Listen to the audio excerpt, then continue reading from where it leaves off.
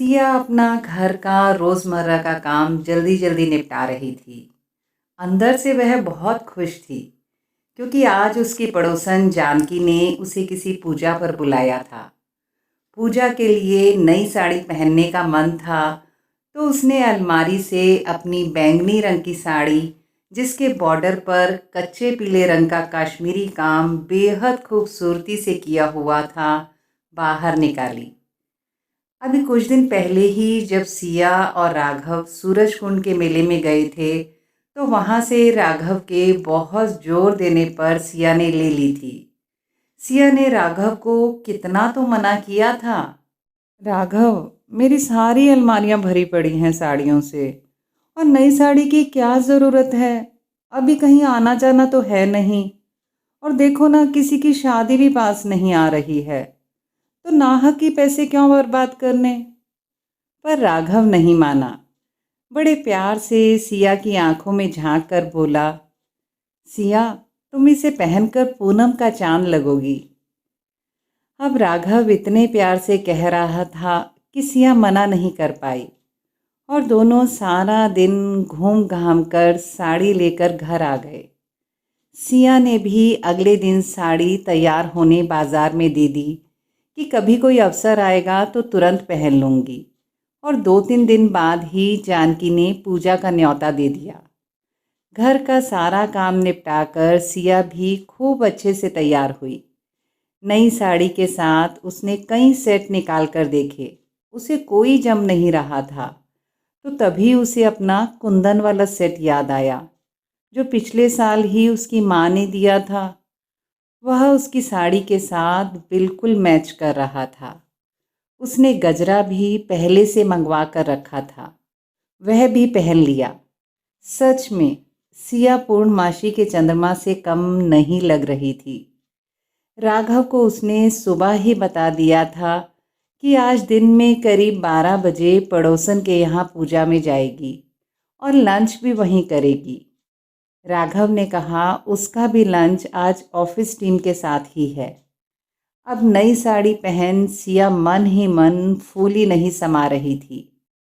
यूं तो उसकी उम्र 40 के करीब थी, लेकिन आज तो वह 25 के आसपास की किसी नवविवाहिता से कम नहीं लग रही थी। सिया ठीक समय पर खुशी खुशी पड़ोसन के यहाँ पहुँच गई।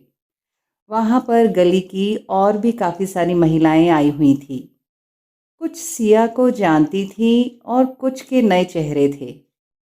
पूजा शुरू होने ही वाली थी कि एक बुजुर्ग सी महिला जानकी के कान में कुछ फुसफुसाकर कहने लगी। जानकी के मुंह से बस उसे नहीं आंटी शब्द सुनाई दिया। वह महिला अब जानकी से तकरार करने लगी, ऐसे कैसे। जानकी को असमंजस में कुछ सुझाई नहीं दे रहा था तो उस महिला ने स्वयं ही मुद्दे की कमान संभालते हुए सिया को पूजा में ना शामिल होने का आदेश सुना दिया। सिया तो जैसे हक्की बक्की सी रह गई। इससे पहले कि वह कुछ पूछ पाती, उस महिला ने सबके सामने फिर से तीर चलाया। तुम बांझ हो, इसलिए इस पूजा में तुम्हें बैठने का कोई अधिकार नहीं। सिया पर तो जैसे बिजली सी गिरी। पिघले शीशे की तरह बांझ शब्द उसके कानों से उतरकर नस नस में जाकर प्रतिध्वनि उत्पन्न करने लगा। एक पल के लिए उसे लगा कि वह चक्कर खाकर वहीं गिर जाएगी, लेकिन फिर जैसे कैसे वह स्वयं को संयत कर बस हकलाते गले से इतना ही कह पाई, जी जी ठीक है। अब तो जैसे वह घर वापस लौट आना चाहती थी, पर यह सोचकर बैठी रही कि नाहक ही जानकी का दिल दुखेगा, और वैसे भी वह ना तो पूजा में कोई विघ्न डालना चाहती थी और ना ही बिना मतलब कोई तमाशा खड़ा करना चाहती थी। जैसे ही पूजा समाप्त हुई तो सिया जानकी से विदा लेने लगी। जानकी ने उस बुजुर्ग महिला के बुरे व्यवहार के लिए माफ़ी मांगी और सिया से बहुत अनुरोध किया कि वह खाना खाकर जाए। पर सिया ने बहाना बना दिया कि राघव घर पर इंतज़ार कर रहा है। सिया का घर पास में ही था। बड़ी मुश्किल से सबके सामने आंसू संभालकर वह तेज कदमों से घर पहुंच गई। घर पहुंचते ही उसके आंसुओं का सैलाब फूट पड़ा। बहुत देर तक तकिए में सिर घुसाए रोती रही। फिर जाने कब नींद लग गई। जब दरवाजे की घंटी बजी तो उसकी नींद खुली। सूजी आंखें और उतरा हुआ चेहरा उसके दिल का हाल बयान कर रहे थे। जैसे ही उसने दरवाज़ा खोला तो वह राघव को देखकर उससे लिपट कर रोने लगी। राघव भी एक बार सकते में आ गया कि हुआ क्या है। उसने सवालिया निगाहों से सिया की ओर देखा। वह चुपचाप थी। फिर उसने प्यार से पूछा, क्या हुआ सियो? आज तो तुम्हें पूजा में जाना था।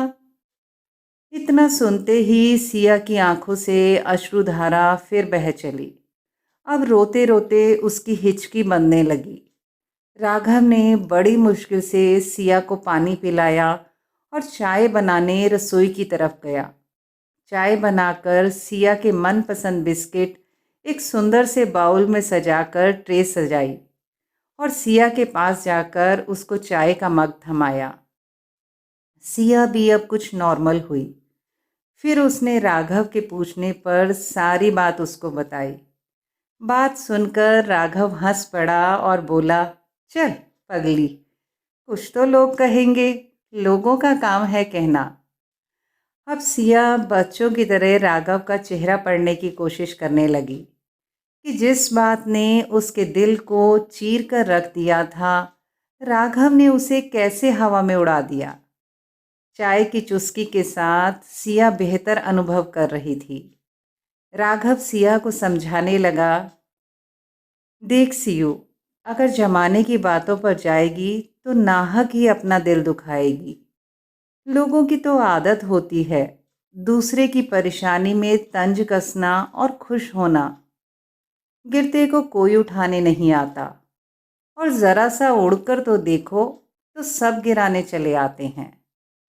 हम दोनों आपस में खुश रहते हैं तो लोगों को शायद यह बात खटकती है, इसलिए मौका मिलते ही तुम्हें ताने मारने लगते हैं। अब हम लोगों को तो बदल नहीं सकते, इसलिए हमें ही नज़रअंदाज करना पड़ेगा। चल अब तैयार हो जा, आज मम्मी पापा के पास चलते हैं। बहुत दिन हो गए उनसे मिले हुए। मायके जाने का सुनकर सिया भी अब खुश हो गई और जल्दी से चेंज करने चली गई। अपने मम्मी पापा से मिलकर सिया भी दिन भर की कड़वाहट भूल गई। अब धीरे धीरे सिया समाज की बातों की परवाह किए बगैर राघव के संग हंसी खुशी जीवन में आगे बढ़ रही थी। अचानक एक दिन गली में बहुत शोरगुल हो रहा था। सिया ने अपनी रसोई की खिड़की से झांक कर बाहर देखा तो एक घर के सामने बहुत भीड़ लगी हुई थी। ये उस बुजुर्ग महिला का था जिन्होंने जानकी के यहाँ उसको पूजा में बैठने से मना किया था। सिया ने जानकी को फ़ोन लगाकर पूछा कि मामला क्या है, तो जानकी ने बताया कि उस बुजुर्ग महिला के साथ एक बहुत बड़ा हादसा हो गया है। उसके बेटे और बहू का एक भयानक एक्सीडेंट में निधन हो गया और उनकी 4 साल की बच्ची बाल बाल बच गई। सारी घटना सुनकर सिया को बहुत दुख हुआ। एक दिन समय देखकर वह जानकी के साथ उन आंटी के यहाँ अफसोस करने गई। जब सिया और जानकी आंटी के यहाँ पहुँचे तो उनकी पोती गोद में ज़ोर ज़ोर से रो रही थी और आंटी उसको खाना खिलाने की कोशिश कर रही थी, पर बच्ची थी कि अपने माँ बाप की याद में खोई हुई थी। उसका रोना देखकर एक बार सिया और जानकी भी घबरा गईं। सिया ने बच्ची से प्यार से उसका नाम पूछा। एक पल को बच्ची का ध्यान सिया पर गया, लेकिन उसका रोना जारी रहा। तब सिया ने और ज़्यादा प्यार से बच्ची से पूछा, बेटा अपना नाम तो बताओ। अगर नाम नहीं बताओगी तो तुम्हारे मम्मी पापा से हम कैसे मिलवाएंगे? बच्ची का रोना एकाएक रुक गया। वह सिया की तरफ देखने लगी। सिया ने फिर पूछा, बेटा आपका नाम क्या है? अब बच्ची बोली, लक्ष्मी। सिया ने तुरंत कहा, क्या तुमने महारानी लक्ष्मीबाई की कहानी सुनी है? बच्ची ने हल्का सा ना में सिर हिलाया। फिर सिया ने इशारे से उसे अपने पास बुलाया और आंटी से खाने की प्लेट लेकर वीरांगना लक्ष्मीबाई की कहानी के साथ साथ उसे प्यार से खाना खिलाने लगी। लक्ष्मी को खाना खिलाने के बाद सिया और जानकी ने अपने घर चलने की इजाज़त मांगी। बच्ची एकटक सिया को देख रही थी और उसका दुपट्टा पकड़कर खड़ी हो गई। सिया को भी बच्ची पर बहुत प्यार आ रहा था। उसने आंटी से कहा, आंटी अगर आपको ठीक लगता हो तो मैं कुछ समय के लिए लक्ष्मी को अपने पास ले जाती हूँ। इसकी थोड़ी अटेंशन भी डाइवर्ट हो जाएगी और मन भी बहल जाएगा। आंटी अवाक सी सिया का चेहरा देख रही थीं। हकलाकर हल्के से हाँ ही कह पाईं। अब सिया और जानकी लक्ष्मी के साथ अपने अपने घर आ गईं। लक्ष्मी के साथ तो जैसे सिया की सोई हुई ममता जाग गई। उसे गोद में लेकर बस उसकी फरमाइशें ही पूरी करने में लगी रही। कब शाम हो गई और कब राघव आ गए उसे पता ही नहीं चला। राघव भी सिया को इतना खुश देखकर फूला नहीं समा रहा था। लक्ष्मी के साथ बातें करते हुए राघव भी दिन भर की थकान भूल गया। तब बच्ची के साथ 4-5 दिन निकल गए, उन्हें पता ही नहीं चला। पर अब राघव और सिया को लक्ष्मी की दादी की भी फिक्र हो रही थी। तो एक दिन वह लक्ष्मी को लेकर उनके घर गए। बच्ची को इतना खुश देखकर उसकी दादी हैरान हो गई। थोड़ी देर वहाँ बैठकर जब राघव और सिया जाने लगे तो लक्ष्मी भी उनके साथ जाने को तैयार हो गई। अब उसकी दादी भी सकपका गईं। सिया के साथ किया बुरा बर्ताव उन्हें अंदर ही अंदर कचोट रहा था। सिया ने अब आंखों ही आंखों में राघव से कुछ पूछा। राघव ने भी इशारे से हाँ कह दिया। फिर सिया ने प्यार से आंटी को बोला, आंटी आप कहें तो क्या हम लक्ष्मी को हमेशा के लिए अपने पास रख लें? हमें भी संतान का सुख मिल जाएगा और लक्ष्मी को भी माँ बाप की कमी महसूस नहीं होगी। हाँ, आप जब चाहें जितना चाहें लक्ष्मी से मिल सकती हैं। बड़ी हसरत से आंटी की तरफ देखते हुए यह बात कहकर वह चुप हो गई। सिया के मुंह से यह बात सुनकर आंटी की आंख में आंसू आ गए।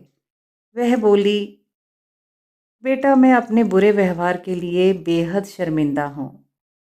तब मैं तुम्हारा दर्द नहीं समझ पाई, लेकिन देखो ना, तुमने सब कुछ भूलकर मेरा दर्द समझा और मदद का हाथ भी आगे बढ़ाया।